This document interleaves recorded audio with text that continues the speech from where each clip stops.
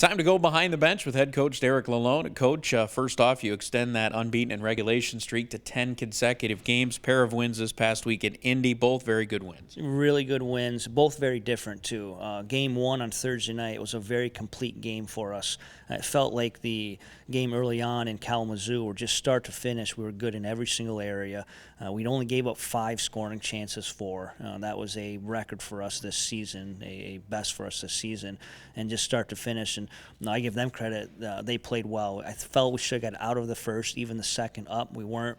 We found a way to score late and just got a good complete win on the road on Thursday. And then the second night, we were on our heels a little bit. I knew we were going to get a pretty desperate team in Indy, and they put us on our heels 5-on-5 early. But a power play goal got us going, and then we scored a shorthanded goal, and then later put the game out of reach with a power play goal. So we probably weren't at our best 5-on-5. A lot of credit to Indy and their 5-on-5 play, but it's the special teams that won the game for us on Friday.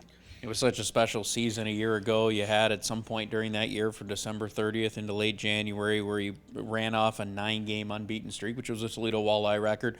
This team's hit 10 straight.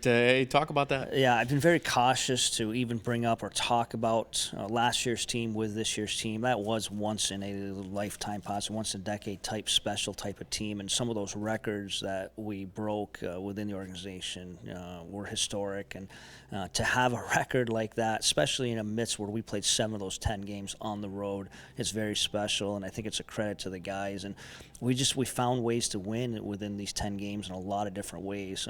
Within the last 7 games, we've been scored on first. And you know in the sport of hockey, you rarely win those games. Percentages show that you do not win when the other team scores first, and we found a way to win or get a point in every single one of them. And then we trailed 2 of those games in the third, in which we found a way to win. So this team has shown great will, and it's a very good sign going forward.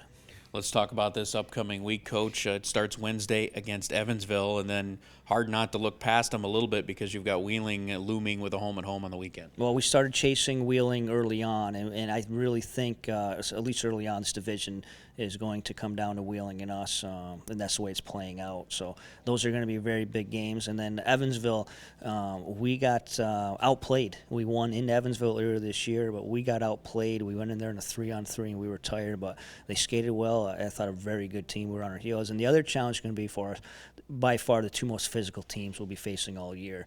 Who we've played so far in our division, built very similar to us, built on speed, built on transition. These 2 teams are a lot different where they're extremely physical, so it'll be a good challenge for us.